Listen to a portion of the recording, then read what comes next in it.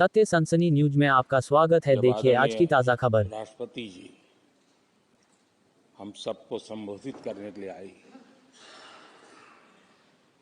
और जिस गौरव और सम्मान के साथ सेंगोल पूरे प्रोसेशन का नेतृत्व कर रहा है और हम सब उसके पीछे पीछे चल रहे थे। नए सदन में ये नई परंपरा भारत के आजादी के उस पवित्र पल का प्रतिबिंब जब साक्षी बनता है तो लोकतंत्र की गरिमा कई गुना ऊपर चली जाती है।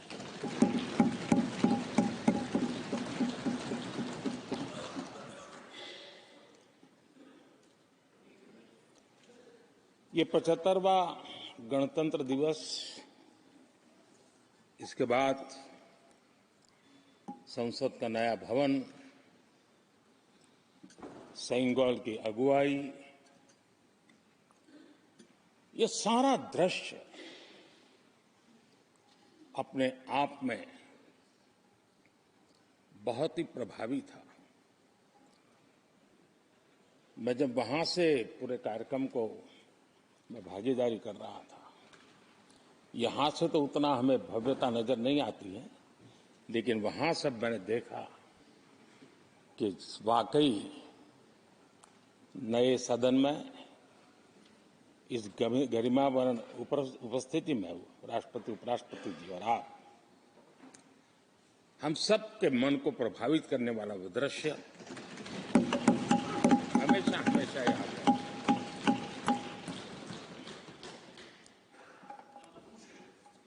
जिन माननीय करीब 60 से ज्यादा माननीय सदस्यों ने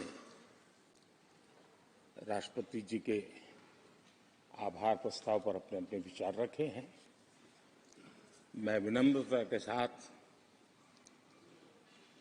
अपने अपने विचार व्यक्त करने वाले सभी अपने माननीय सांसदगण का आभार व्यक्त करता हूं।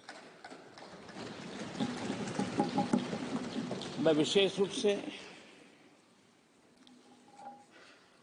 विपक्ष ने जो संकल्प लिया है उसकी सराहना करता हूं। उनके भाषण के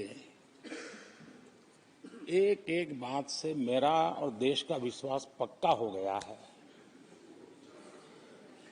कि इन्होंने लंबे अरसे तक वहां रहने का संकल्प लिया।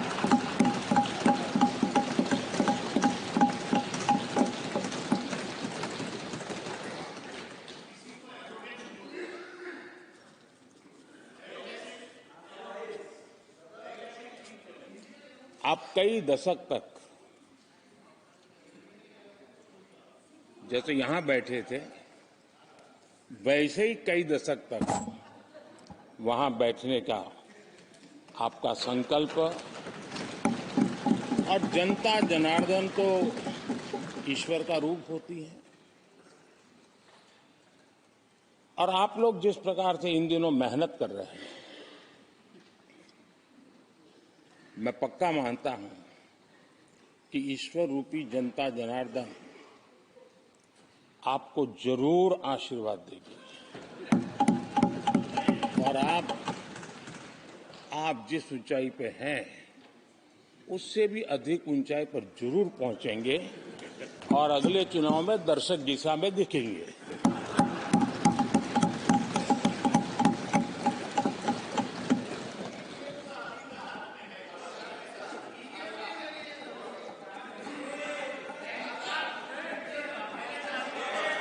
अभिनंदन जी, इस बार आपने आपका कॉन्ट्रैक्ट उनको दे दिया है क्या?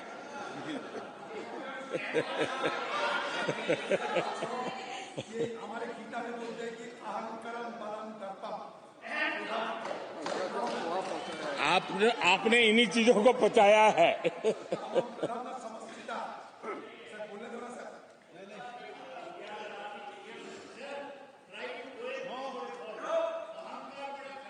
आदरणीय अध्यक्ष महोदय,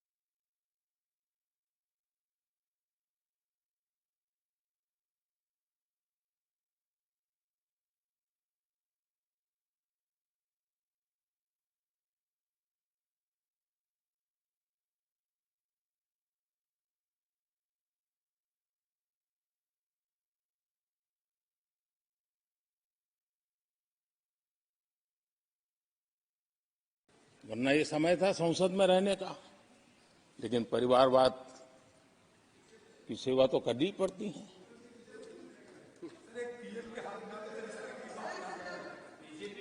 आदरणीय अध्यक्ष जी, अब हालत देखिए, हमारे खड़गे जी इस सदन से उस सदन शिफ्ट हो गए और गुलाम नबी जी तो पार्टी से ही शिफ्ट कर गए। ये सब परिवारवाद के भेंट चढ़ गए। एक ही प्रोडक्ट बार बार की दुकान ताला लगने की नौबत आ गई है। और ये दुकान हम नहीं कह रहे, आप लोग कह रहे हैं। आप लोग कहते हैं दुकान खोलिए, सब जगह पे बोलते हैं, दुकान को ताला लगने की बात आई।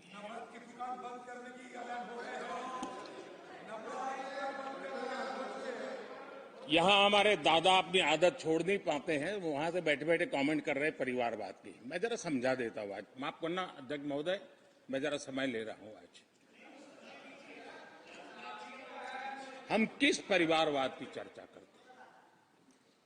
अगर किसी परिवार में अपने बलबूते पर जन समर्थन से एक से अधिक अनेक लोग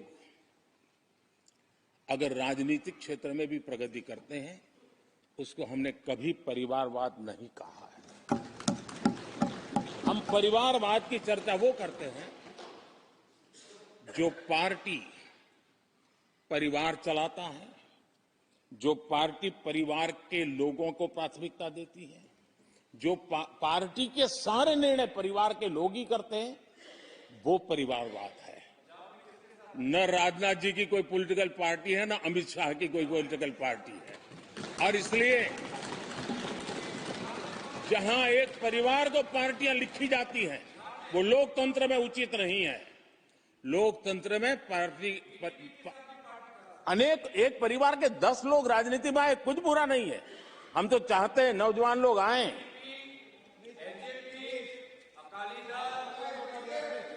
हम भी चाहते हैं ये इसकी चर्चा करिए। हमारे साथ, आपके साथ मेरा विषय नहीं है। देश के लोकतंत्र के लिए परिवारवादी राजनीति, पारिवारिक पार्टियों की राजनीति, ये हम सबकी चिंता का विषय होना चाहिए। और इसलिए मैं किसी परिवार के 2 लोग अगर प्रगति करते हैं, उसको तो मैं स्वागत करूंगा। 10 लोग प्रगति करें, मैं स्वागत करूंगा। देश में जितनी नई पीढ़ी अच्छे लोग आए, स्वागत योग्य है। सवाल यह है कि परिवार ही पार्टियां चलाती है। पक्का है कि ये अध्यक्ष नहीं होगा तो उसका बेटा होगा, ये नहीं होगा तो उसका बेटा होगा। ये लोकतंत्र का खतरा है। और इसलिए अच्छा हुआ दादा, थैंक यू। ये विषय कभी बोलता नहीं था, आज बोल दिया मैंने।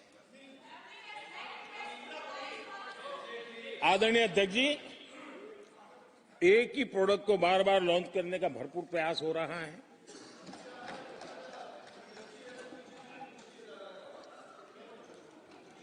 आदरणीय अध्यक्ष जी, कांग्रेस एक परिवार में उलझ गई है। देश के करोड़ों परिवार की आकांक्षाएं और उपलब्धियां वो देख पा ही नहीं रहे, देख सकते नहीं।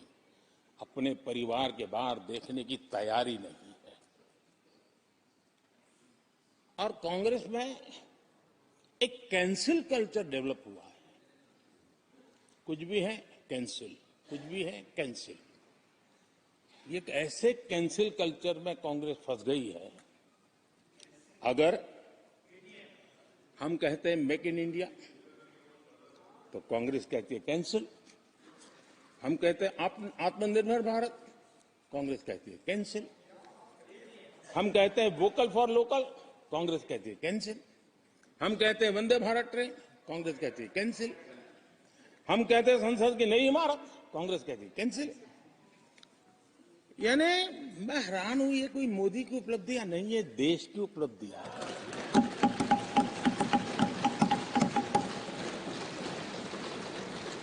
इतनी नफरत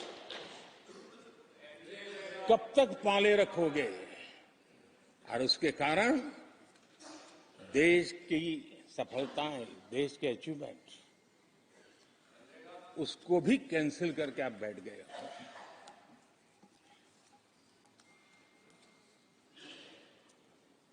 आदरणीय अध्यक्ष जी, राष्ट्रपति जी ने विकसित भारत के रोडमैप पर चर्चा करते हुए आर्थिक पहलुओं पर विस्तार से चर्चा की। अर्थव्यवस्था के मूलभूत जो आधार है उसके की बारीकी से चर्चा की और भारत की मजबूत अर्थव्यवस्था को आज पूरी दुनिया सराह रही है, पूरी दुनिया उससे प्रभावित है। और जब विश्व संकट से गुजर रहा है तब तो उनको और ज्यादा अच्छा लगता है। G20 समिट के अंदर सारे देश ने देखा है कि पूरा विश्व भारत के लिए क्या सोचता है, क्या कहता है, क्या आशा करता है।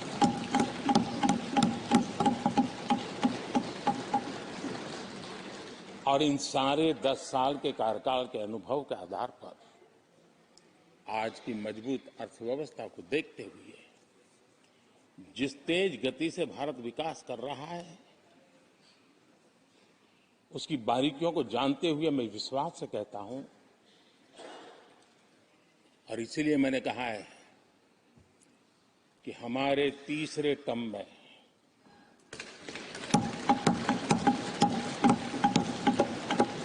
भारत दुनिया की तीसरी बड़ी आर्थिक ताकत बनेगा।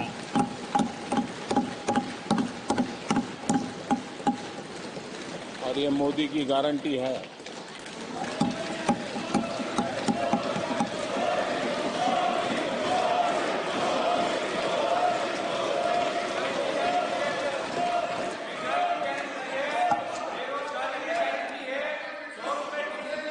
माननीय अध्यक्ष जी, इनको पहले मौका नहीं दिया था क्या? सबको मौका दिया है ना? हाँ,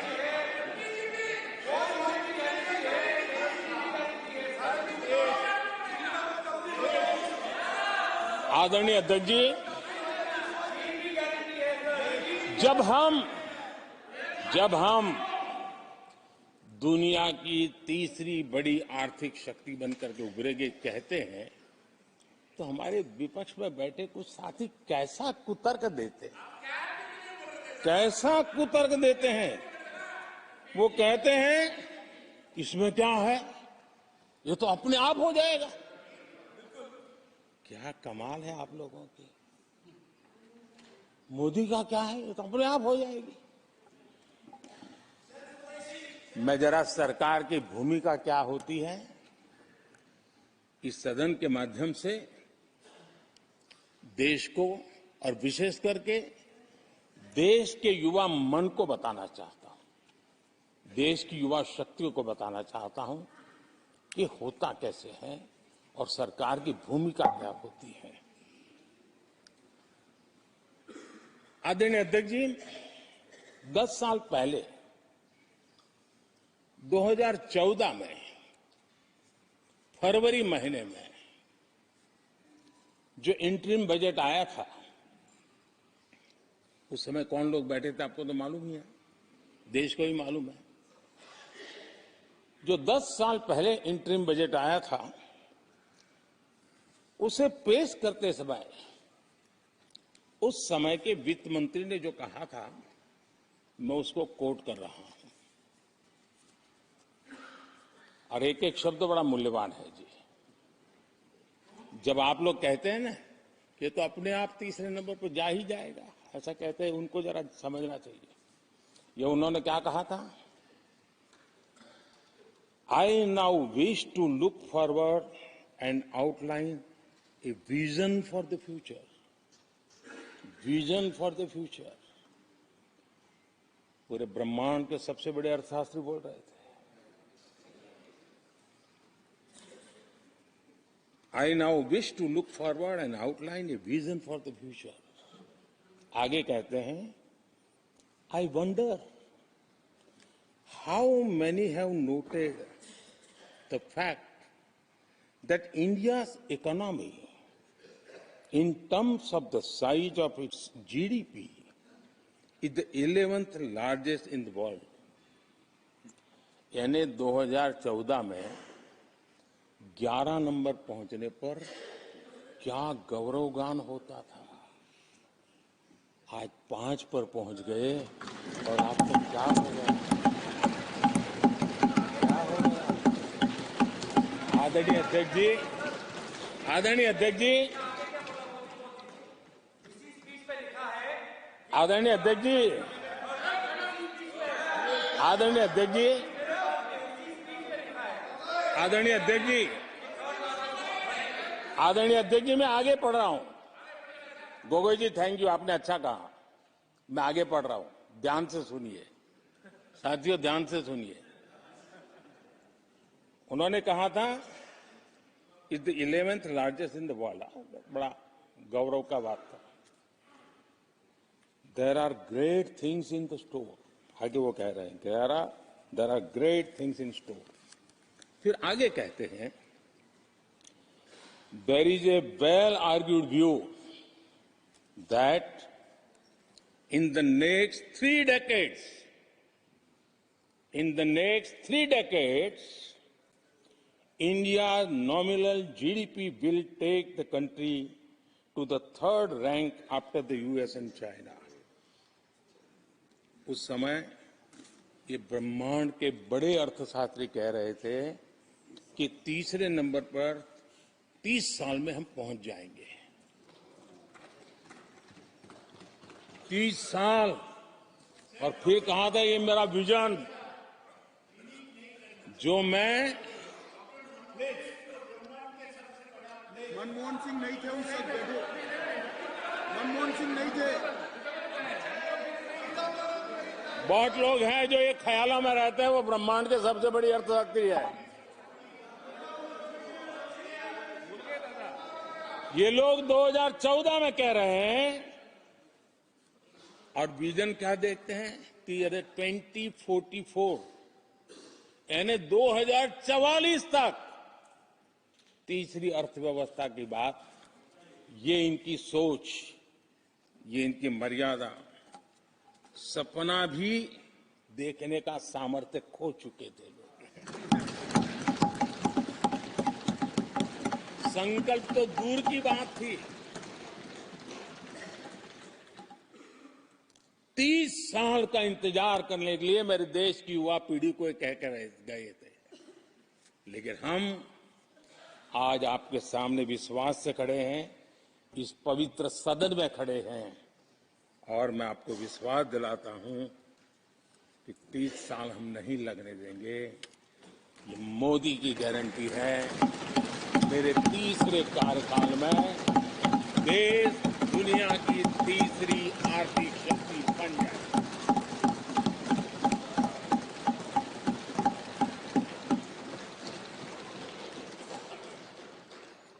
कैसे लक्ष्य रखते थे, उनकी सोच कहां तक जाती थी, दया आती है। और आप लोग 11 नंबर पे बड़ा गर्व कर रहे थे, अब 5 नंबर पहुंचा दिए जी। लेकिन अगर 11 पर पहुंचने से आपको खुशी होती थी तो 5 नंबर पहुंचने पर भी खुशी होनी चाहिए। देश 5 नंबर पर पहुंचा, आपको खुशी होनी चाहिए। इस बीमारी में फंसे पड़े हो। आदरणीय अध्यक्ष जी,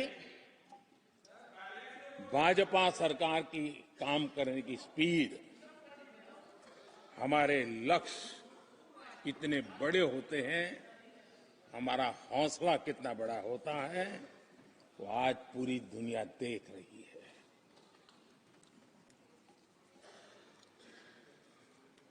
और आदरणीय अध्यक्ष जी, एक कहावत है हमारे उत्तर प्रदेश में, खास एक कहावत कही जाती है, 9 दिन चले 2.5 कोस।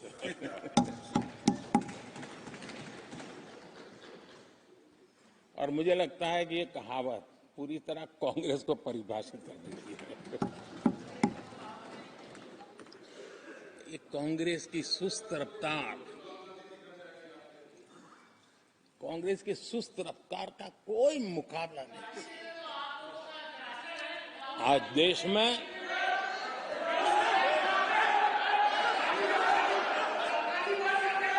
आज देश में आज देश में आज देश में जिस रफ्तार से काम हो रहा है, कांग्रेस सरकार इस रफ्तार की कल्पना भी नहीं कर सकती। आदरणीय अध्यक्ष जी, आदरणीय अध्यक्ष जी, शहरी गरीबों के लिए हमने गरीबों के लिए 400 घर हमने गरीबों के लिए, आदरणीय अध्यक्ष जी, हमने गरीबों के लिए 4 करोड़ घर बनाए।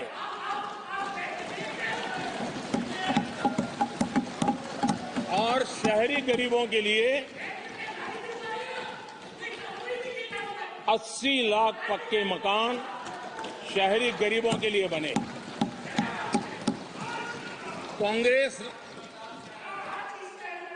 अगर कांग्रेस की रफ्तार से घर बने होते तो क्या हुआ होता, मैं इसका हिसाब लगाता हूं। अगर कांग्रेस की जो रफ्तार थी उस प्रकार से चला होता तो 100 साल लगते, इतना काम करने में 100 साल लगते, 5 पीढ़ियां गुजर जाती। आदरणीय अध्यक्ष जी, 10 वर्ष में 40,000 किलोमीटर रेलवे ट्रैक का इलेक्ट्रिफिकेशन हुआ।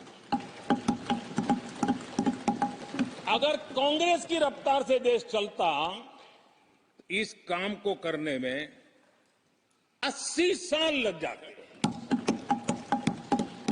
एक प्रकार से 4 पीढ़ियां गुजर जाती।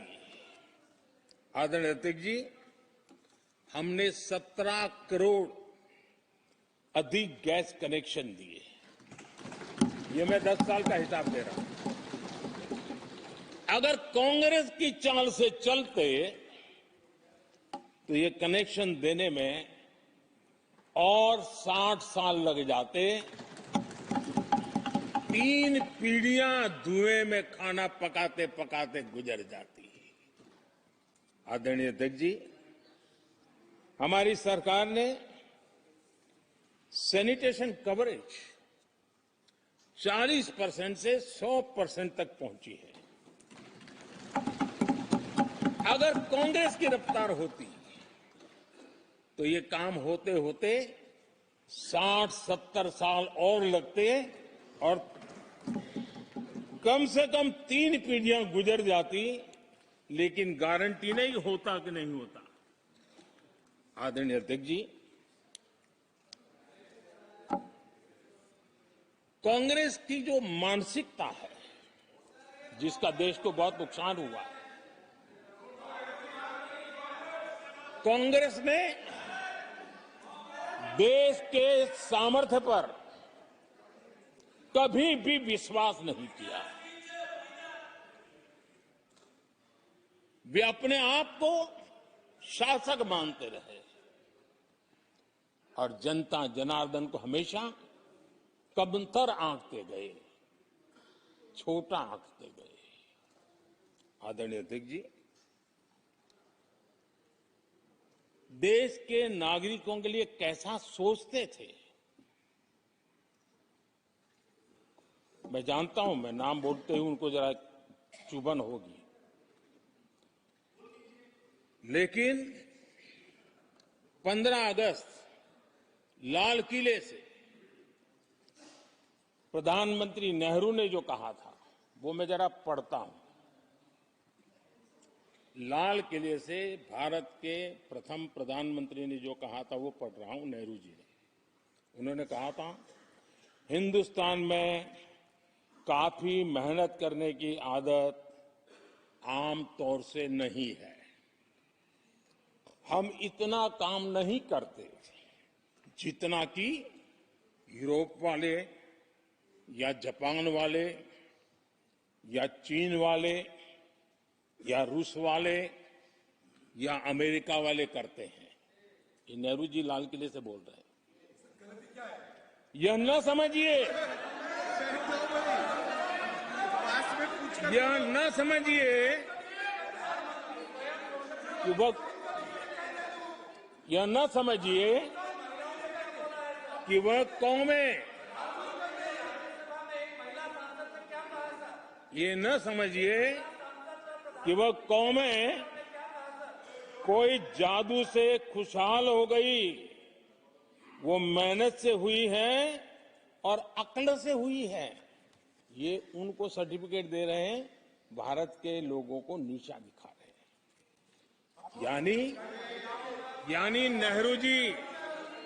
यानी नेहरू जी की भारतीयों के प्रति सोच थी कि भारतीय आलसी है। नेहरू जी की भारतीयों के लिए सोच थी कि भारतीय कम अक्ल के लोग होते हैं। और आदरणीय अध्यक्ष जी,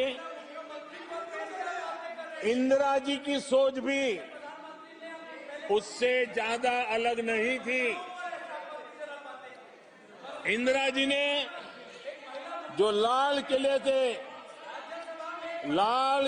से 15 अगस्त को कहा था, लाल किले से 15 अगस्त को इंदिरा जी ने कहा था, दुर्भाग्यवश हमारी आदत ये है कि जब कोई शुभ काम पूरा होने को होता है तो हम आत्मतुष्टि की भावना से ग्रस्त हो जाते हैं, और जब कोई कठिनाई आ जाती है तो हम ना उम्मीद हो जाते हैं। कभी कभी तो ऐसा लगने लगता है कि पूरे राष्ट्र ने ही पराजय भावना को अपना लिया है। आज कांग्रेस के लोगों को देख करके लगता है कि इंदिरा जी भले देश के लोगों का आकलन सही न कर पाए, लेकिन कांग्रेस का एकदम सटीक आकलन उन्होंने किया।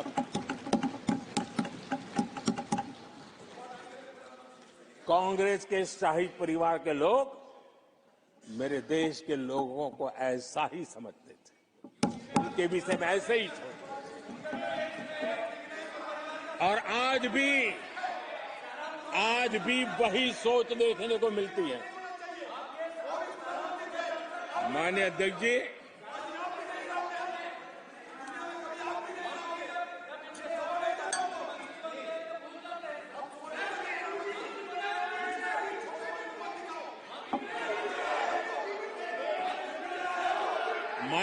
जी, कांग्रेस का विश्वास हमेशा सिर्फ एक परिवार पर रहा है। एक परिवार के आगे वो न कुछ सोच सकते हैं, न कुछ देख सकते हैं। कुछ दिन पहले भानुमति का कुनबा जोड़ा,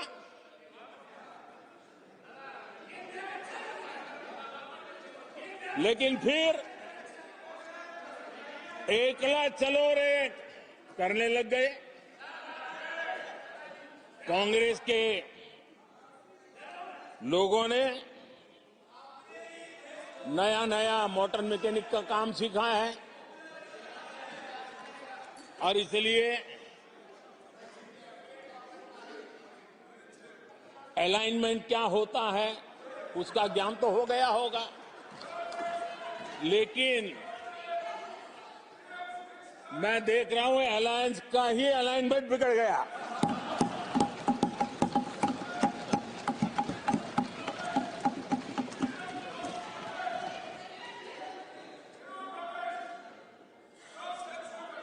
इनको अपने इस कुनबे में अगर एक दूसरे पर विश्वास नहीं है तो ये लोग देश पर विश्वास कैसे करेंगे? आदरणीय अध्यक्ष जी, हमें देश के सामर्थ्य पर भरोसा है, हमें लोगों की शक्ति पर भरोसा है। आदरणीय अध्यक्ष जी, देश की जनता ने हमें जब पहली बार सेवा करने का अवसर दिया तो हमने पहले कार्यकाल में यूपीए के समय के जो गड्ढे थे वो गड्ढे भरने में हमारा काफी समय और शक्ति लगी। हम पहले कार्यकाल में वो गड्ढे भरते रहे। हमने दूसरे कार्यकाल में नए भारत की नींव रखी और तीसरे कार्यकाल में हम विकसित भारत को निर्माण को नई गति देंगे। आदरणीय अध्यक्ष जी, पहले कार्यकाल में हमने स्वच्छ भारत, उज्ज्वला,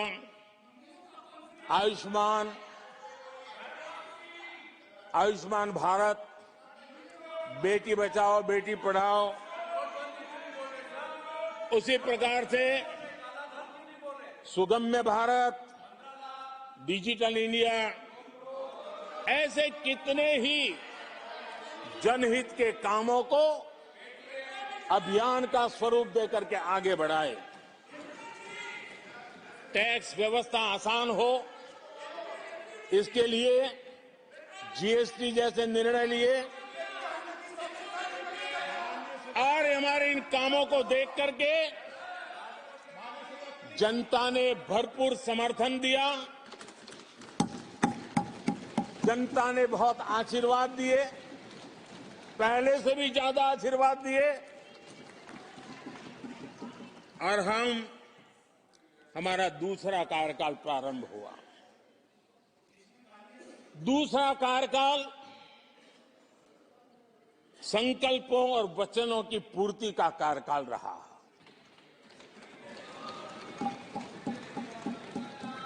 जिन उपलब्धियों का देश लंबे समय से इंतजार कर रहा था, वो सारे काम हमने दूसरे कार्यकाल में पूरे होते देखे।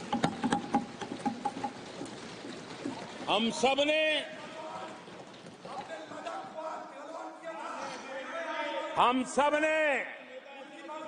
370 खत्म होते हुए देखा।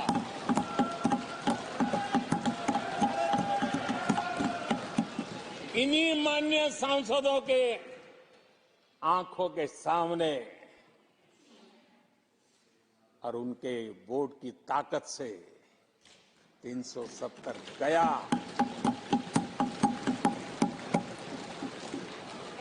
नारी शक्ति वंदन अधिनियम ये दूसरे कार्यकाल में कानून बना। आदरणीय अध्यक्ष जी, अंतरिक्ष से लेकर के ओलंपिक तक सशस्त्र बलों से संसद तक नारी शक्ति के सामर्थ्य की गूंज मिली।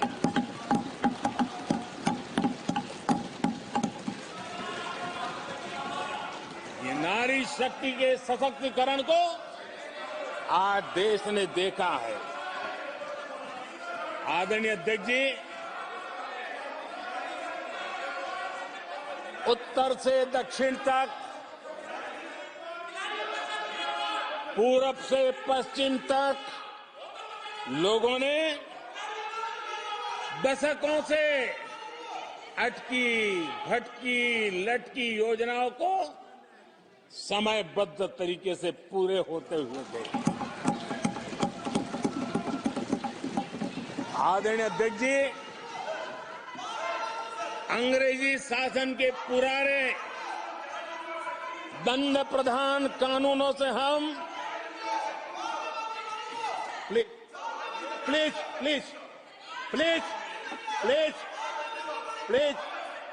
माननीय सदस्यगण, सदन के नेता बोल रहे हैं, आपको प्लीज आप समझाइए। सदन के नेता बोल रहे हैं, आपको मैंने सबको पर्याप्त समय पर्याप्त अवसर दिया था।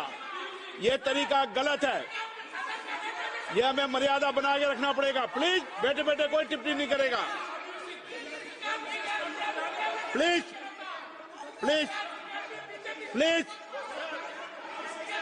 प्लीज नो, गलत तरीका, गलत तरीका। माननीय प्रधानमंत्री जी,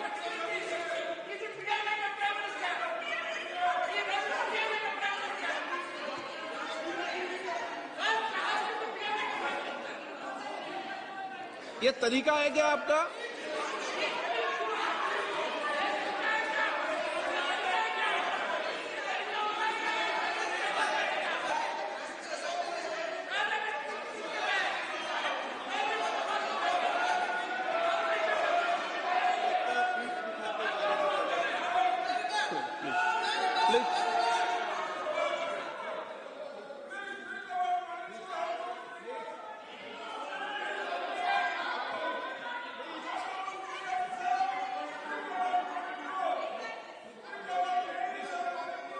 आदरणीय अध्यक्ष जी,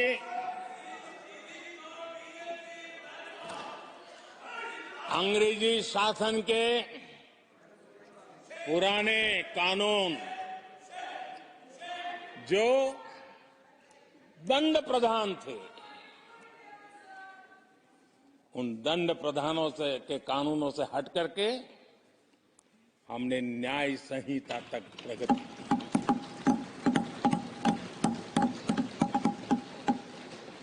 हमारी सरकार ने सैकड़ों ऐसे कानूनों को समाप्त किया जो अप्रासंगिक हो गए थे। सरकार ने 40,000 से ज्यादा कंप्लायंसेस खत्म कर दिए। आदरणीय अध्यक्ष जी, भारत ने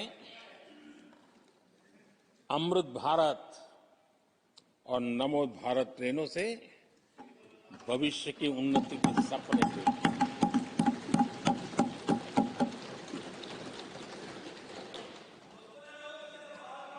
आदरणीय अध्यक्ष जी, देश के गांव-गांव ने, देश के कोटि-कोटि जनों ने विकसित भारत की संकल्प यात्रा देखी है और सैचुरेशन के पीछे कितनी मेहनत की जाती है, उसके हक की चीज उसको मिले, उसके दरवाजे दस्तक देकर के देने का प्रयास देश पहली बार देख रहा है। आदरणीय अध्यक्ष जी, भगवान राम,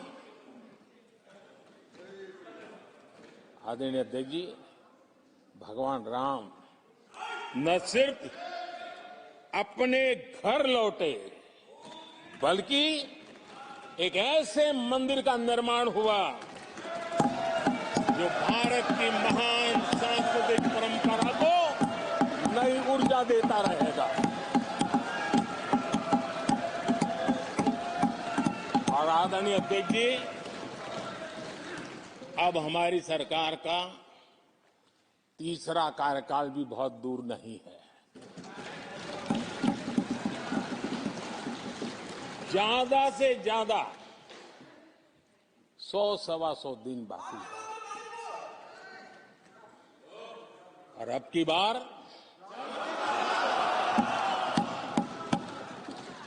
पूरा देश कह रहा है, अब की बार खड़गे जी भी कह रहे हैं।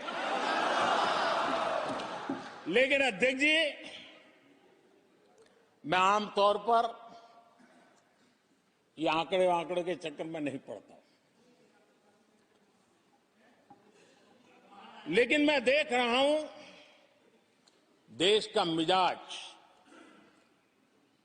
एनडीए को तो 400 पार कर पाई के रहेगा, लेकिन भारतीय जनता पार्टी को 370 सीट अवश्य देगा।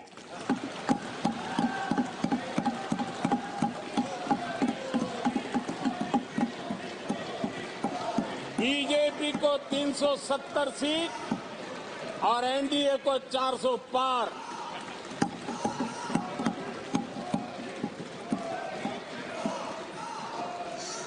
आदरणीय अध्यक्ष जी, सभा की कार्रवाई इस विषय की समाप्ति तक बढ़ा दी जाए। आदरणीय अध्यक्ष जी, हमारा तीसरा कार्यकाल बहुत बड़े फैसलों का होगा।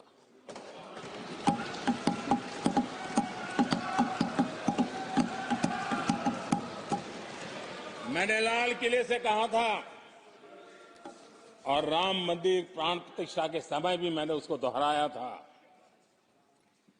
मैंने कहा था देश को अगले 1000 वर्षों तक समृद्ध और सिद्धि के शिखर पर देखना चाहिए। तीसरा कार्यकाल अगले 1000 वर्षों के लिए एक मजबूत नींव रखने का कार्यकाल होगा।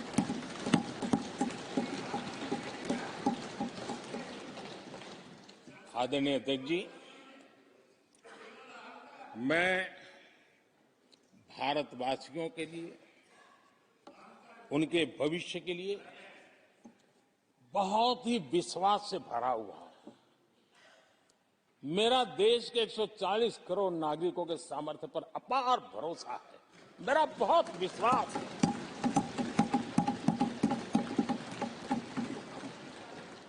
दस वर्षों में 25 करोड़ लोग गरीबी से बाहर आए, ये सामर्थ्य दिखाता है। आदरणीय अध्यक्ष जी,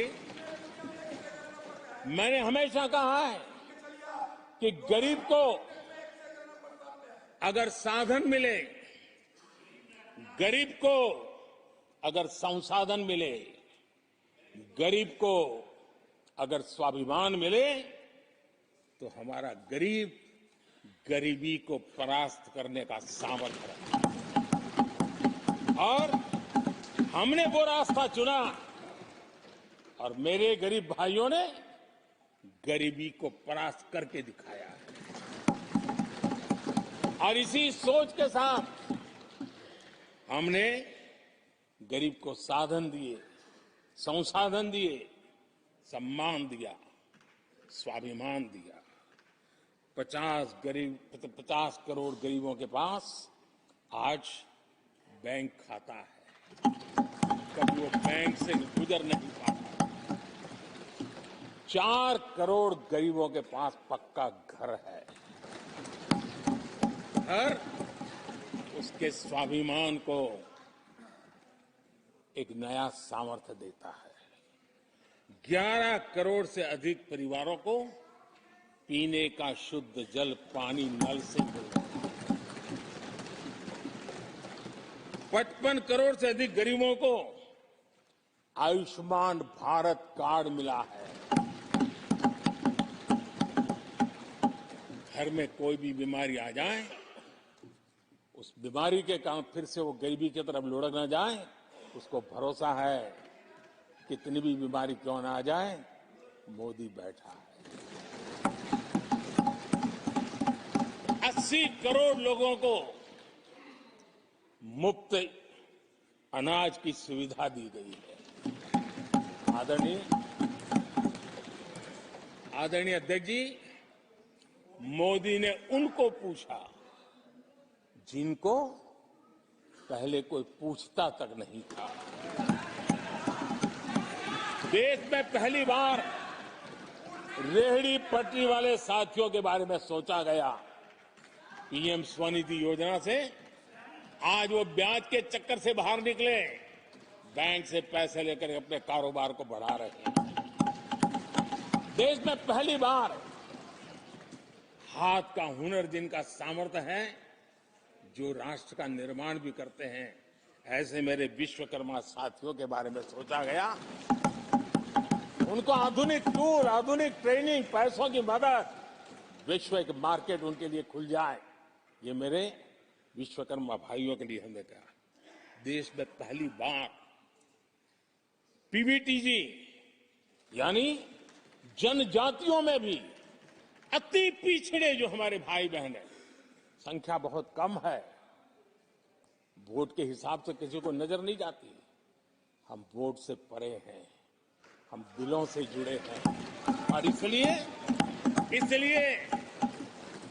पीवीटीजी जातियों के लिए पीएम जनमन योजना बना करके उनके कल्याण का मिशन मोड में काम उठाया है। इतना ही नहीं, सरहद के जो गांव थे जिनको आखिरी गांव करके छोड़ दिया गया था, हमने वो आखिरी गांव को पहला गांव बना करके विकास की पूरी दिशा बदल दी है। आदरणीय अध्यक्ष जी, मैं जब बार बार मिलेट्स की वकालत करता हूं, मिलेट्स की दुनिया के अंदर जाकर के चर्चा करता हूं, G20 के देशों को लोगों के सामने गर्व के साथ मिलेट्स परोसता हूं, तो उसके पीछे मेरे दिल में 3 करोड़ से ज्यादा मेरे छोटे किसान हैं जो मिलेट्स की खेती करते हैं। इनका कल्याण, इससे हम जुड़े हुए हैं। आदरणीय अध्यक्ष जी, जब मैं वोकल फॉर लोकल की बात करता हूं, जब मैं मेक इन इंडिया की बात करता हूं, तब मैं करोड़ों गृह उद्योग, लघु उद्योग, कुटीर उद्योग, उससे जुड़े हुए मेरे लाखों परिवारों के साथ उनके कल्याण के लिए सोचता हूं। आदरणीय अध्यक्ष जी, खादी, कांग्रेस पार्टी ने उसको भुला दिया, सरकारों ने भुला दिया। आज मैं खादी के ताकत देने में सफलतापूर्वक आगे बढ़ा हूं, क्योंकि खादी के साथ, हैंडलूम के साथ करोड़ों बुनकरों की जिंदगी लगी हुई है, तो उनके कल्याण को देखता हूं।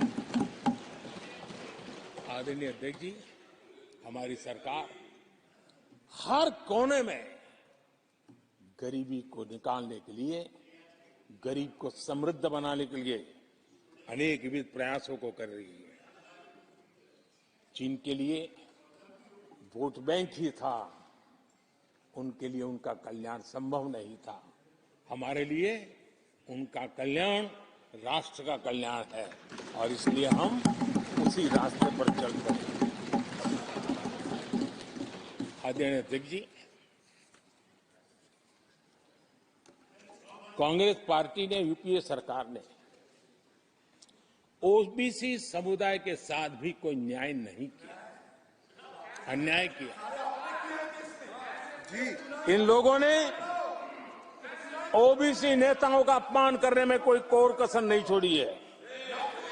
कुछ दिन पहले जब कर्पूरी ठाकुर जी को भारत रत्न दिया, हमने वो सम्मान किया। लेकिन याद करिए, उस कर्पूरी ठाकुर अति पिछड़े समाज से ओबीसी समाज के उस महापुरुष के साथ क्या व्यवहार हुआ था, किस प्रकार से उनके साथ जुल्म किया। 1970 में बिहार के मुख्यमंत्री बने तो उनको पद से हटाने के लिए कैसे कैसे खेल खेले गए थे। उनकी सरकार अस्थिर करने के लिए क्या कुछ नहीं किया गया था। आदरणीय अध्यक्ष जी, कांग्रेस को अति पिछड़ा व्यक्ति बर्दाश्त नहीं हुआ था। 1987 में जब कांग्रेस के पास पूरे देश में उनका झंडा फहरता था, सत्ता ही सत्ता थी, तब उन्होंने कर्पूरी ठाकुर को प्रतिपक्ष के नेता के रूप में स्वीकार करने से मना कर दिया। और कारण क्या दिया? वो संविधान का सम्मान नहीं कर सकते। जिस कर्पूरी ठाकुर ने पूरा जीवन लोकतंत्र के सिद्धांतों के लिए, संविधान की मर्यादाओं के लिए खपा दिया, उनका अपमान करने का काम कांग्रेस पार्टी ने किया था। आदरणीय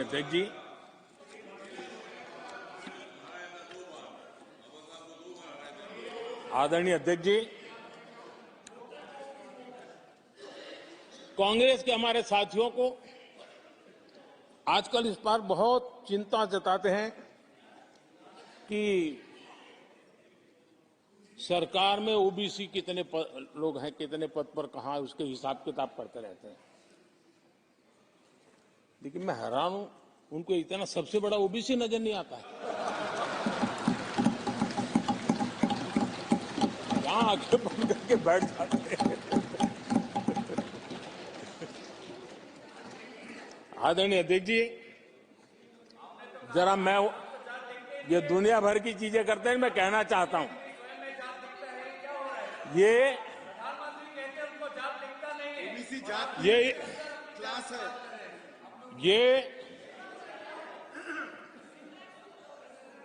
यूपीए के समय एक एक्स्ट्रा कॉन्स्टिट्यूशनल बॉडी बनाई गई थी, जिसके सामने सरकार की कुछ नहीं चलती थी।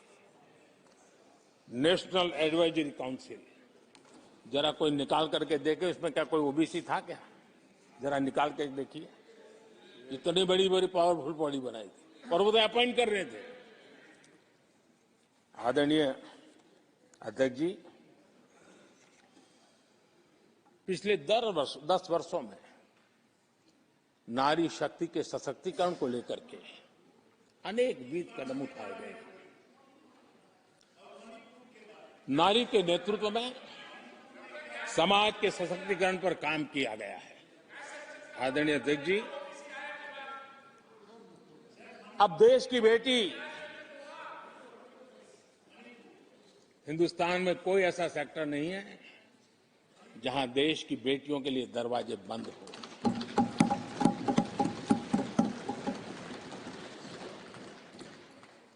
आज हमारे देश की बेटियां फाइटर जेट भी उड़ा रही हैं और हमारे देश की सीमाओं को भी सुरक्षित रख रही है। आदरणीय अध्यक्ष महोदय, ग्रामीण व्यवस्था, अर्थव्यवस्था हमारी, women self help group 10 crore बहनें जुड़ी है और आर्थिक गतिविधि करती है और ग्रामीण अर्थव्यवस्था को वो नई ताकत दे रही है।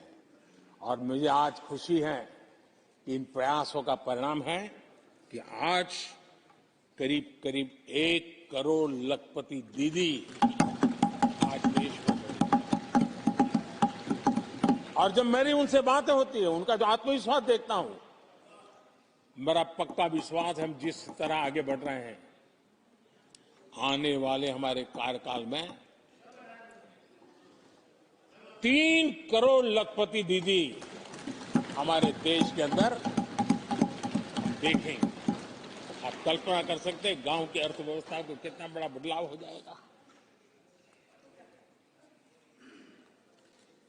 आदरणीय अध्यक्ष जी, हमारे देश में बेटियों के संबंध में जो पहले सोच थी, समाज के घर में घुस गई थी, दिमाग में भी घुस गई थी, आज वो सोच कितनी तेजी से बदल रही है। थोड़ा सा बारीकी से देखेंगे तो हमें पता चलेगा कितना बड़ा सुखद बदलाव आ रहा है। पहले अगर बेटी का जन्म होता था तो चर्चा होती थी, अरे खर्चा कैसे उठाएंगे, उसको कैसे पढ़ाएंगे, उसके आगे की जिंदगी का एक प्रकार से कोई बोझ है, ऐसी चर्चाएं हुआ करती थी। आज बेटी पैदा होती है तो पूछा जाता है, अरे सुकन्या समृद्धि अकाउंट खुला कि नहीं खुला? बदलाव। आदरणीय जी, पहले सवाल होता था प्रेग्नेंट होने पर नौकरी नहीं कर पाओगे। पहले ये बात होती थी प्रेग्नेंट होने पर नौकरी नहीं कर पाओगे। आज कहा जाता है 26 हफ्ते की पेड लीव और बाद में भी अगर चाहिए तो मिलेगी। ये बदलाव होता है। पहले समाज में सवाल होते थे कि महिला होकर नौकरी क्यों करना चाहती हो, क्या पति की सैलरी कम पड़ रही, ऐसे सवाल होते थे। आज लोग पूछ रहे हैं, मैडम आपका जो स्टार्टअप है ना बहुत प्रगति कर रहा है, क्या मुझे नौकरी मिलेगी? ये बदलाव।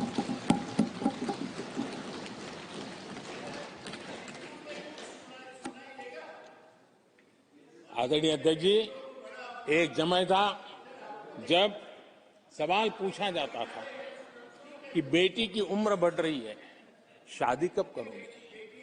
बेटी की उम्र बढ़ रही है, शादी कब करोगे? आज पूछा जाता है, बेटी पर्सनल और प्रोफेशनल दोनों कामों को संतुलित कितना बढ़िया करते हो, कैसे करते हो?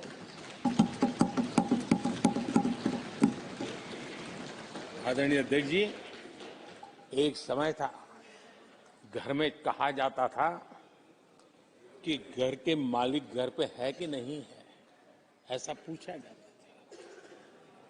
घर के मुखिया को बुलाइए, ऐसा कहते थे।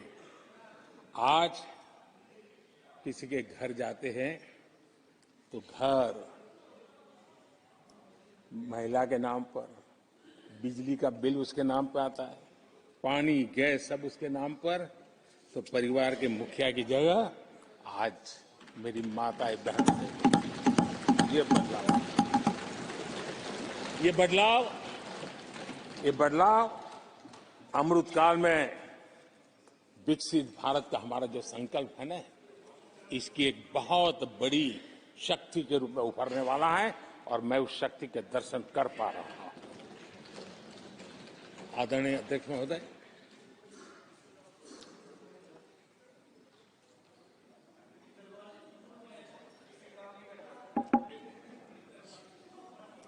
किसानों के लिए आंसू बहाने की आदत मैंने बहुत देखी है। किसानों के साथ कैसा कैसा विश्वासघात किया गया है, ये देश ने देखा है। कांग्रेस के समय कृषि के लिए कुल वार्षिक बजट होता था 25,000 करोड़ रुपया। आदरणीय अध्यक्ष जी, हमारी सरकार का बजट है 1.25 लाख करोड़ रुपया। आदरणीय अध्यक्ष जी, कांग्रेस ने अपने 10 साल के कार्यकाल में 7 लाख करोड़ रुपया का धान और गेहूं किसानों से खरीदा था। हमने 10 वर्ष में करीब 18 लाख करोड़ का धान गेहूं। कांग्रेस सरकार ने दलहन और तिलहन की खरीदी नाम मात्र कभी कहीं की हो तो की हो। हमने 1.25 लाख करोड़ रुपए से भी अधिक का दलहन और तिलहन खरीद किया है। हमारे कांग्रेस के साथियों ने पीएम किसान सम्मान निधि का मड़ा उड़ाया और जब मैंने मेरी पहली टर्म में ये योजना शुरू की थी तो मुझे याद है कि झूठा नैरेटिव की जो फैशन चल पड़ी है, गांव में जाके कहा जाता था कि देखिए ये मोदी के पैसे मत लेना, ये चुनाव एक बार जीत गया तो सारे पैसे ब्याज समेत तुमसे वापस मांगेगा, ऐसा झूठ फैलाया गया था। किसानों को इतना मूर्ख बनाने की कोशिश की गई थी। आदरणीय अध्यक्ष जी, पीएम किसान सम्मान निधि 2,80,000 करोड़ रुपए हमने भेजे। पीएम फसल बीमा योजना 30,000 रुपया का प्रीमियम और उसके सामने 1.5 लाख करोड़ रुपया मेरे किसान भाई बहनों को दिया। कांग्रेस ने अपने शासनकाल में कभी भी मछुआरे पशुपालक की तो नामो निशान नहीं था उनके काम में। पहली बार इस देश में मछुआरों के लिए अलग मंत्रालय बना, पशुपालन के लिए अलग मंत्रालय। पहली बार पशुपालक को, मछुआरों को किसान क्रेडिट कार्ड दिया गया ताकि कम ब्याज से उसको बैंक से पैसा मिल सके तो अपना कारोबार बढ़ा सके। किसान और मछुआरों की चिंता सिर्फ जानवरों की नहीं होती है, जिंदगी का एक महत्वपूर्ण हिस्सा है। आर्थिक चक्र को चलाने में इन पशुओं की भी बहुत बड़ी भूमिका होती है। हमने फुट एंड माउथ डिसीज उससे हमारे पशुओं को बचाने के लिए 50 करोड़ से ज्यादा टीके लगाए हैं, पहले कभी सोचा नहीं। आदरणीय अध्यक्ष महोदय, आज भारत में युवाओं के लिए जितने नए अवसर बने हैं ये पहले कभी नहीं बने। आज पूरी वोकेबलरी बदल गई है। शब्द पूरे जो पहले कभी सुनने को नहीं मिलते थे वो बोलचाल के सहज दुनिया में शब्द आ चुके हैं। आज चारों तरफ स्टार्टअप्स की गूंज है, यूनिकॉर्न्स चर्चा में है। आज डिजिटल क्रिएटर्स एक बहुत बड़ा वर्ग हमारे सामने है। आज गीग इकोनॉमी की चर्चा हो रही है। ये युवाओं की जुबान पर ये नए भारत की नई वोकेबलरी है, ये नई आर्थिक साम्राज्य की नई परिवेश है, नई पहचान है। ये सेक्टर युवाओं के लिए रोजगार के लाखों नए अवसर बना रहे हैं। 2014 से पहले डिजिटल इकोनॉमी की साइज ना के बराबर थी, बहुत ज्यादा उसकी चर्चा भी नहीं थी। आज भारत दुनिया की डिजिटल इकोनॉमी है, अग्रणी है। लाखों युवा इससे जुड़े हैं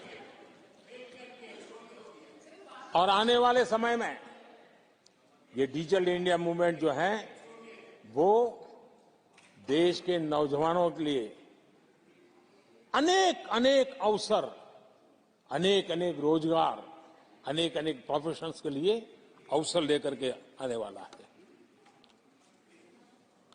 आदरणीय अध्यक्ष जी, आज Bharat made in India phone दुनिया में पहुंच रहे हैं। दुनिया में हम नंबर 2 बन गए हैं और एक तरफ सस्ता मोबाइल प्राप्त हुआ है और दूसरी तरफ सस्ता डेटा। इन दोनों ने एक बहुत बड़ा रिवॉल्यूशन लाया है देश में और दुनिया में। हम जिस कीमत पे आज हमारे नौजवानों को ये प्राप्त करवा रहे हैं, सबसे कम कीमत पर करवा रहे हैं और वो एक कारण बना है।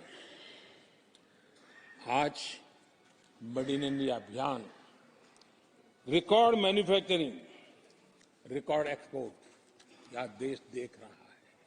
आदरणीय जी, ये सारे काम हमारे नौजवानों के लिए सबसे ज्यादा रोजगार लाने वाले काम हैं, सबसे ज्यादा रोजगार के अवसर पैदा करेंगे।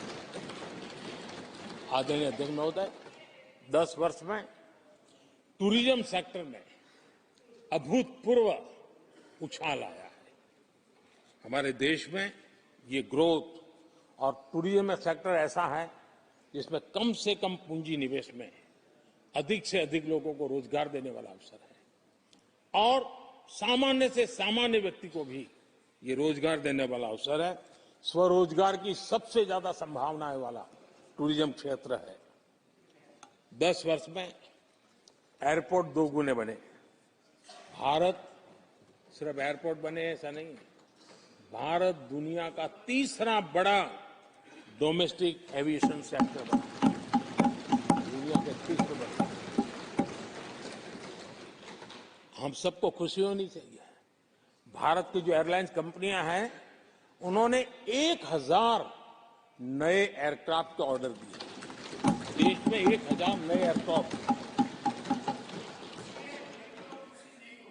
और जब इतने सारे हवाई जहाज ऑपरेट होंगे, सारे एयरपोर्ट कितने धमधमते होंगे, कितने पायलट्स की जरूरत पड़ेगी, कितने हमें क्रू मेंबर चाहिए, कितने इंजीनियर चाहिए, कितने ग्राउंड सर्विस के लिए लोग चाहिए। यानी रोजगारी के नए नए क्षेत्र खुलते जा रहे हैं।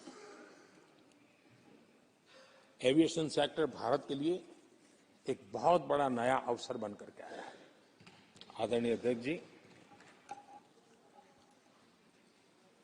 हमारी कोशिश नहीं है कि इकोनॉमी को हम फॉर्मलाइज करने की दिशा में मजबूती से कदम उठाए, युवाओं को नौकरी भी मिले, सोशल सिक्योरिटी भी मिले। इन दोनों को लेकर के और आपने जिन बातों के आधार पर हम निर्णय करते हैं और देश में भी माना जाता है, वो एक होता है डाटा ईपीएफओ का। ईपीएफओ में जो रजिस्ट्रेशन होता है 10 साल में करीब 18 करोड़ नए सब्सक्राइबर आए और वो तो सीधा पैसों से जुड़ा खेल होता है, उसमें फर्जी नाम नहीं होते हैं। मुद्रा लोन पाने वालों में 8 करोड़ लोग ऐसे हैं जिन्होंने जीवन में पहली बार कारोबार अपना शुरू किया है, बिजनेस। और जब मुद्रा लोन लेता है तो खुद तो रोजगारी पाता है, 1 या 2 और लोगों को भी रोजगारी देता है, क्योंकि उसका काम ऐसा होता है। हमने लाखों स्ट्रीट वेंडर्स को सपोर्ट किया है। 10 करोड़ महिलाएं एसएचजी से जुड़ी, जैसा मैंने कहा, 1 लाख और लखपति दीदी 1 करोड़, ये अपने आप में बहुत।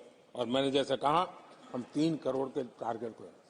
आदरणीय अध्यक्ष जी, कुछ आंकड़े हैं जो अर्थशास्त्री समझते हैं, नहीं सामान्य मानवी भी समझता है। 2014 से पहले के 10 वर्षों में इंफ्रास्ट्रक्चर के निर्माण में करीब करीब 12 लाख करोड़ का बजट था। 10 साल में 12 लाख करोड़। बीते 10 वर्षों में इंफ्रास्ट्रक्चर निर्माण के अंदर बजट 44 लाख करोड़, 44 लाख करोड़। रोजगार कैसे बढ़ते हैं इससे समझ आता है। आदरणीय अध्यक्ष जी, इस राशि से जितनी बड़ा मात्रा में काम हुआ है, उसके कारण इतने लोगों को रोजी रोटी मिली है, इसका आप अंदाज कर सकते हैं। हम भारत को मैन्युफैक्चरिंग का, रिसर्च का, इनोवेशन का हब बने, उस दिशा में देश की युवा शक्ति को प्रोत्साहित कर रहे हैं, व्यवस्थाएं विकसित कर रहे हैं, आर्थिक मदद के योजनाएं बना रहे हैं। आदरणीय अध्यक्ष जी, एनर्जी के क्षेत्र में हम हमेशा डिपेंडेंट रहे।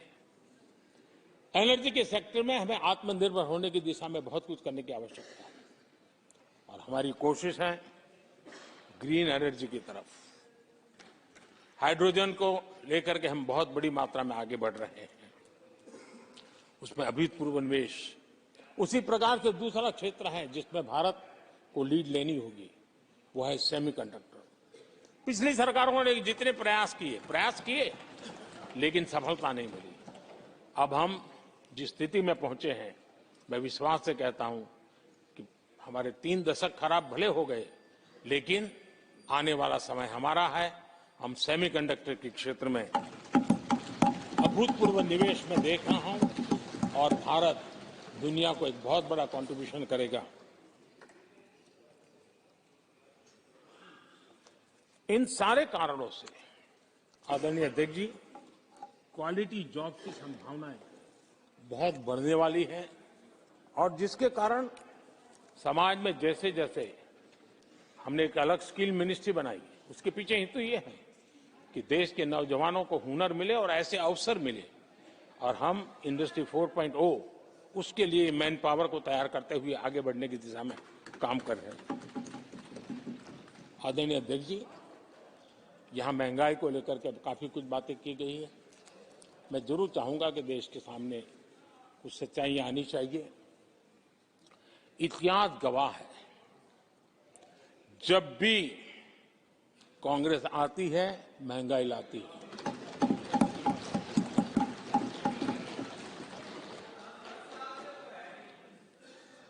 मैं कुछ वक्तव्य इस सदन में आज कहना चाहता हूं, और किसी की आलोचना करने के लिए नहीं कह रहा हूं, लेकिन हो सकता है कि हमारी बात जो समझ नहीं पाते हैं, वो अपने लोगों की बात को समझने का प्रयास करेंगे। कहा गया था कभी, और किसने कहा था वो मैं बाद में कहूंगा, हर चीज की कीमत बढ़ जाने की वजह से मुसीबत फैली है, आम जनता उनमें फंसी है। ये स्टेटमेंट ऑफ फैक्ट किसका है? ये कहा था हमारे पंडित नेहरू जी ने, लाल किले से कहा था उस समय।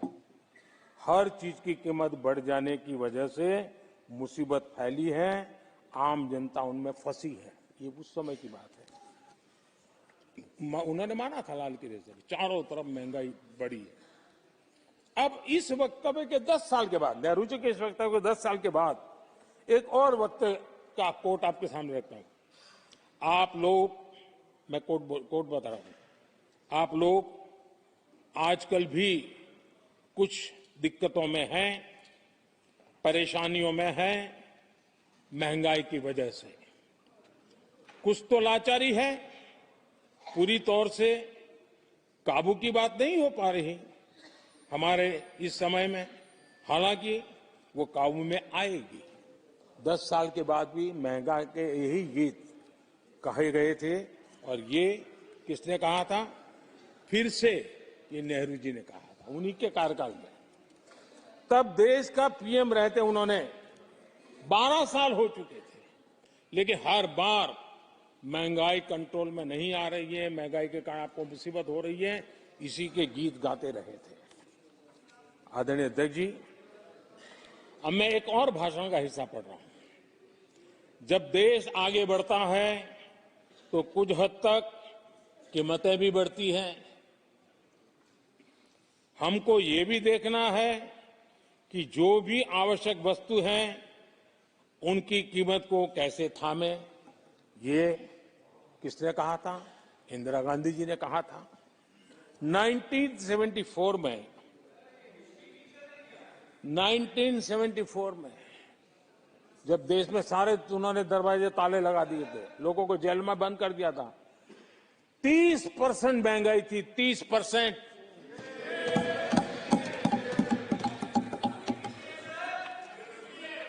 आदरणीय अध्यक्ष जी,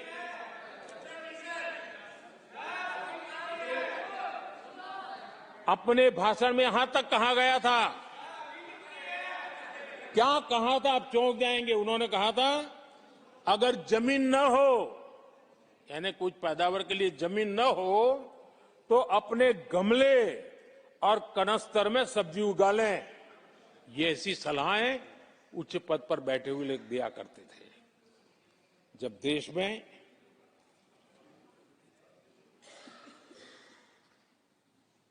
महंगाई को लेकर के 2 गाने सुपरहिट हुए थे हमारे देश में, घर घर गाए जाते थे।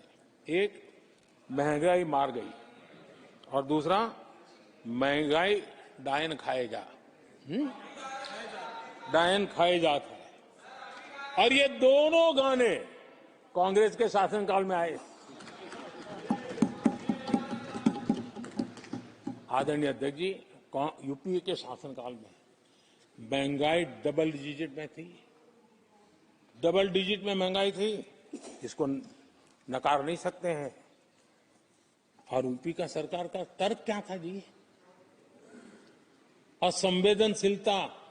ये कहा गया था कि महंगी आइसक्रीम खा सकते हो तो महंगाई का रोना क्यों रो रहे हो, ये कहा गया था। ये कहा गया था। जब भी कांग्रेस आई है उसने महंगाई को ही मजबूत किया। आदरणीय अध्यक्ष जी, हमारी सरकार ने महंगाई को लगातार नियंत्रण में रखा है। दो युद्ध के बावजूद और 100 साल में आए सबसे बड़े संकट के बावजूद महंगाई नियंत्रण में है और हम कर पाए हैं।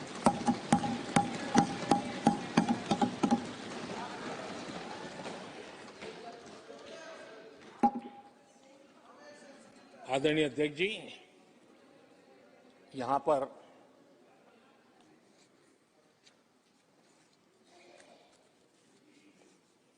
बहुत गुस्सा व्यक्त किया गया। जितना हो सका उतने कठोर शब्द में गुस्सा व्यक्त किया गया। उनका दर्द मैं समझता हूं, उनकी मुसीबत और ये गुस्सा मैं समझता हूं, क्योंकि तीर निशाने पर लगा है।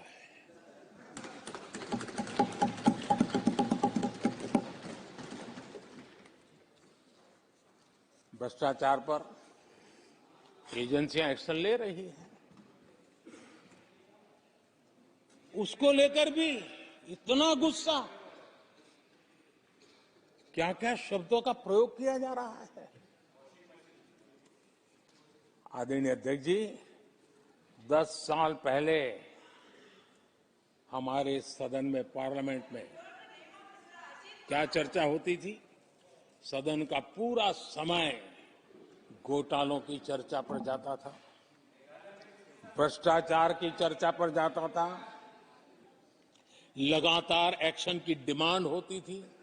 सदन यही मांग करता रहता था, एक्शन लो, एक्शन लो, एक्शन किया जा रहा है। तो लोग उनका समर्थन में हंगामा करते हैं। देखिए, इनके समय में एजेंसियों का सिर्फ और सिर्फ राजनीतिक उपयोग के लिए उपयोग किया जाता था, बाकी उनको कोई काम करने नहीं दिया जाता था। अब आप देखिए उनके कालखंड में क्या हुआ। पीएमएलए एक्ट के तहत हमने पहले के मुकाबले 2 गुने से अधिक केस दर्ज किए। कांग्रेस के समय में ईडी ने 5,000 करोड़ रुपए की संपत्ति जब्त की। हमारे कार्यकाल में ईडी ने 1 लाख करोड़ रुपए की संपत्ति की। देश का लूटा हुआ माल देना ही पड़ेगा। और जिनका इतना सारा माल पकड़ा जाता हो, नोटों के ढेर पकड़े जाते हो, और अधीर बाबू तो बंगाल से आते हैं, देखे हैं नोटों के ढेर उन्होंने। तो किस किस के घर में से पकड़े जाते, किस किस राज्यों में पकड़े जाते थे। ये देश ये नोटों के ढेर देख देख करके चौंक गया है। लेकिन अब जनता को आप मूर्ख नहीं बना सकते। जनता देख रही है कि किस प्रकार से यूपीए सरकार में जो भ्रष्टाचार की बातें होती थी, उसका टोटल 10-15 लाख करोड़ का रहा है, चर्चा होती थी। हमने लाखों करोड़ के घोटाले तो अटकाए, लेकिन उन सारे पैसों को गरीबों के काम लगा दिया, गरीबों के कल्याण के लिए। अब बिचौलियों के लिए गरीबों को लूटना बहुत मुश्किल हो गया है। Direct benefit transfer, Jandhan account, Aadhaar, mobile, उसकी ताकत हमें पहचानी है। 30 लाख करोड़ रुपए से ज्यादा रकम हमने लोगों के खाते में सीधी पहुंचाई। और अगर कांग्रेस के एक प्रधानमंत्री ने कहा था कि 1 रुपया भेजते हैं 15 पैसे पहुंचते हैं, अगर उस हिसाब से मैं देखूं तो हम जो 30 लाख भेजे हैं, अगर उनका जमाना होता तो कितना रुपया कहां चला जाता, इसका हिसाब लगाइए। 15% मुश्किल से लोगों के पास पहुंचता, बाकी सब कहां चला जाता। आदरणीय अध्यक्ष जी, हमने 10 करोड़ फर्जी नाम हटाए हैं। अभी लोग पूछते हैं पहले इतना आंकड़ा था, क्यों कम हुआ? आपने ऐसी व्यवस्था बनाई थी, जिस बेटी का जन्म नहीं हुआ, उसको आपके यहां से विधवा पेंशन जाते थे। और ऐसे सरकारी योजनाओं को मारने के जो रास्ते थे ना, 10 करोड़ फर्जी नाम बंद किए। ये जो परेशानी है ना इन चीजों की है, क्योंकि रोजमर्रा की काय उनकी बंद हो गई है। आदरणीय अध्यक्ष जी, हमने ये फर्जी नामों को हटाने से करीब करीब 3 लाख करोड़ रुपया फर्जी हाथों में जाने से बचाया, गलत हाथों में जाने से बचाया। देश के टैक्स पेयर का पाई पाई बचाना और सही काम में लगाना, इसके लिए हमने जीवन खपा रखे हैं। आदरणीय अध्यक्ष जी, सभी राजनीतिक दलों को भी सोचने की जरूरत है, और समाज में भी जो लोग बैठे हैं उनको देखने की जरूरत है। आज देश का दुर्भाग्य है, पहले तो क्लासरूम में भी कोई अगर चोरी करता था, किसी की कॉपी करता था, तो वो भी 10 दिन तक अपना मुंह किसी को दिखाता नहीं था। आज जो भ्रष्टाचार के आरोप जिन पे सिद्ध हो चुके हैं, जो जेलों में समय निकाल करके पैरोल पर आए, आज वॉशिंग मशीन से भी बड़ा कंधे पे लेकर के महिमा मंडन कर रहे हैं ऐसे चोरों का सार्वजनिक जीवन में। कहां ले जाना चाहते हो देश को तुम? जो सजा हो चुकी है, मैं ये तो समझता हूं कि आरोप जो है उनके लिए तो आप सोच सकते हैं, लेकिन जो गुनाह सिद्ध हो चुका है, जो सजा काट चुके हैं, जो सजा काट रहे हैं, ऐसे लोगों का महिमा मंडन करते हो आप? कौन सा कल्चर और देश की भावी पीढ़ी को क्या प्रेरणा देना चाहते हो आप? कौन से रास्ते और ऐसी कौन सी आपकी मजबूरी है?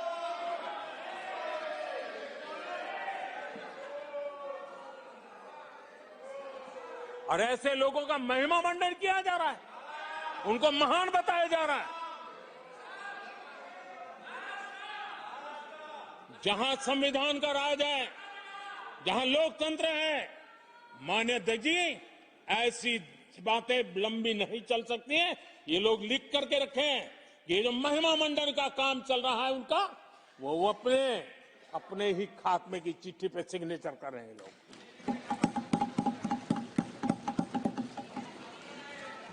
आदरणीय अध्यक्ष जी, जांच करना ये एजेंसियों का काम है।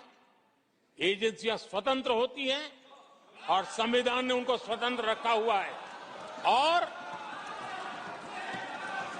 जज करने का काम न्यायाधीश का है। जज करने का काम न्यायाधीश का है और वो अपना काम कर रहे हैं। और अध्यक्ष जी, मैं इस पवित्र सदन में फिर से दोहराना चाहूंगा, जिसको जितना जुल्म मुझ पर करना है कर ले, मेरी भ्रष्टाचार के खिलाफ लड़ाई चलती रहेगी। जिसने देश को लूटा है उनको लौटाना पड़ेगा, जिन्होंने देश को लूटा है उनको लौटाना पड़ेगा। ये मैं देश को इस सदन की पवित्र जगह से वादा करता हूं। जिसको जो आरोप लगाना है लगा लें, लेकिन देश को लूटने नहीं दिया जाएगा, और जो लूटा है वो लौटाना पड़ेगा। आदरणीय अध्यक्ष जी, देश सुरक्षा और शांति का एहसास कर रहा है। पिछले 10 वर्ष की तुलना में सुरक्षा के क्षेत्र में देश आज वाकई सशक्त हुआ है।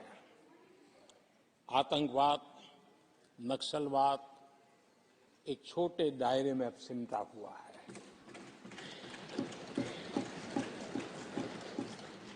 लेकिन भारत की जो टेररिज्म के प्रति जीरो टॉलरेंस नीति है, आज पूरे विश्व को भी भारत की इस नीति की तरफ चलने के लिए मजबूर होना पड़ा। भारत की सेनाएं सीमाओं से लेकर के समंदर तक अपने सामर्थ्य को लेकर के आज भी साथ है। हमें हमारी सेना के पराक्रम पर गर्व होना चाहिए। हम कितना ही उनके मोरल तोड़ने की कोशिश करें, मुझे मेरी सेना पर भरोसा है। मैंने उनके सामर्थ्य को देखा है। कुछ राजनेता सेना के लिए हल्के फुल्के शब्द बोल दें, इससे मेरे देश की सेना डिमोरलाइज होगी। ये सपनों में कोई रहते तो निकल जाए। देश के मूड को वो खत्म नहीं कर सकते, और किसी के एजेंट बन करके इस प्रकार की भाषा अगर कहीं से भी उठती है, देश कभी स्वीकार नहीं कर सकता है। और जो खुलेआम देश में अलग देश बनाने की वकालत करते हैं,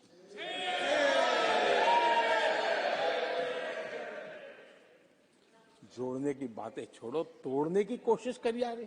आपके अंदर क्या पड़ा हुआ है? क्या इतने टुकड़े करके अभी भी आपके मन को समाधान नहीं हुआ है? देश के इतने टुकड़े कर चुके हो आप, और टुकड़े करना चाहते हो? कब तक करते रहोगे? आदरणीय अध्यक्ष जी, इसी सदन में अगर कश्मीर की बात होती थी तो हमेशा चिंता का स्वर निकलता था, छिटाकशी होती थी, आरोप प्रत्यारोप होते थे। आज जम्मू कश्मीर में अभूतपूर्व विकास की चर्चा हो रही है और गर्व के साथ हो रही है। पर्यटन लगातार बढ़ रहा है, G20 समिट होती है वहां, पूरा विश्व आज उसकी सराहना करता है। आर्टिकल 370 को लेकर के कैसा हुआ बना के रखा था, कश्मीर के लोगों ने जिस प्रकार से उसको गले लगाया है, कश्मीरी जनता ने जिस प्रकार से गले लगाया है, और आखिर के ये समस्या किसकी देन थी? किसने देश के माथे पर मारा था? किसने भारत के संविधान के अंदर इस प्रकार की दरार करके रखी हुई थी? आदरणीय अध्यक्ष जी, अगर नेहरू जी का नाम लेते हैं तो उनको बुरा लगता है, लेकिन कश्मीर को जो समस्याएं झेलनी पड़ी उसके मूल में उनकी ये सोच थी और उसी का परिणाम है देश को भुगतना पड़ा। जम्मू कश्मीर के लोगों को, देश के लोगों को नेहरू जी की गलतियों का बहुत बड़ी कीमत चुकानी पड़ी है। आदरणीय अध्यक्ष जी, वो भले गलतियां करके गए, लेकिन हम मुसीबतें झेल करके भी गलतियां सुधारने के लिए हमारी कोशिश जारी रखेंगे। हम रुकने वाले नहीं हैं। हम देश के लिए काम करने के लिए निकले हुए लोग हैं। हमारे लिए नेशन फर्स्ट है। आदरणीय अध्यक्ष जी, मैं सभी राजनीतिक दलों के नेताओं से आग्रह करूंगा, सभी माननीय सदस्यों से आग्रह करूंगा, भारत के जीवन में एक बहुत बड़ा अवसर आया है। वैश्विक परिवेश में भारत के लिए बड़ा अवसर आया है। एक नए आत्मविश्वास के साथ आगे बढ़ने का अवसर आया है। राजनीति अपनी जगह पे होती है, आरोप प्रत्यारोप अपनी जगह पर होता है, लेकिन देश से बढ़कर कुछ नहीं होता है। और इसलिए आइए मैं निमंत्रण देता हूं आपको, कंधे से कंधा मिलाकर के हम देश के निर्माण के लिए आगे बढ़े। राजनीति में किसी भी जगह पर रहते हुए भी राष्ट्र निर्माण में आगे बढ़ने में कोई रुकावट नहीं आती। अब इस राह को मत छोड़िए। मैं आपका साथ मांग रहा हूं, मां भारती के कल्याण के लिए साथ मांग रहा हूं। मैं विश्व के अंदर जो अवसर आया है उस अवसर को बुलाने के लिए आपका साथ मांगता हूं। मैं आपका सहयोग चाहता हूं 140 करोड़ देशवासियों की जिंदगी को और समृद्ध बनाने के लिए और सुखी बनाने के लिए। लेकिन अगर आप साथ नहीं दे सकते हैं और अगर आपका हाथ ईंटें फेंकने पर ही तुला हुआ है, तो आप लिख करके रखिए, आपकी हर ईंट को मैं विकसित भारत की नींव मजबूत करने के लिए लगाऊंगा। आपके हर पत्थर को मैं विकसित भारत के जो सपनों को लेकर के अब चले उसकी नींव मजबूत करने के लिए मैं लगाऊंगा और देश को हम उस समृद्धि की ओर लेके जाएंगे। जितने पत्थर उछाल लीजिए, आपका हर पत्थर भारत के समृद्ध, भारत के विकसित भारत के सपने को समृद्ध बनाने के लिए हर पत्थर को मैं काम में ले लूंगा। ये भी मैं आपको विश्वास दिलाता हूं। आदरणीय अध्यक्ष जी, मैं जानता हूं साथियों की तकलीफें मैं जानता हूं, लेकिन वो जो कुछ भी बोलते हैं मैं दुखी नहीं होता और दुखी होना भी नहीं चाहिए, क्योंकि मैं जानता हूं ये नामदार है, हम कामदार हैं और हम कामदारों को तो नामदारों से सुनना ही पड़ता है। ये तो नामदार कुछ भी कहते रहें, कुछ भी कहने का उनको तो जन्मजात अधिकार मिले हुए हैं और हम कामदारों को सुनना होता है। हम सुनते भी रहेंगे और देश को सहजते भी रहेंगे, देश को आगे बढ़ाते रहेंगे। आदरणीय अध्यक्ष जी, आपने मुझे इस पवित्र सदन में आदरणीय राष्ट्रपति जी के उद्बोधन को समर्थन करने के लिए बोलने का अवसर दिया। मैं आदरणीय राष्ट्रपति जी के उद्बोधन को समर्थन देते हुए, धन्यवाद प्रस्ताव पर आभार व्यक्त करते हुए मेरी वाणी को विराम देता हूं।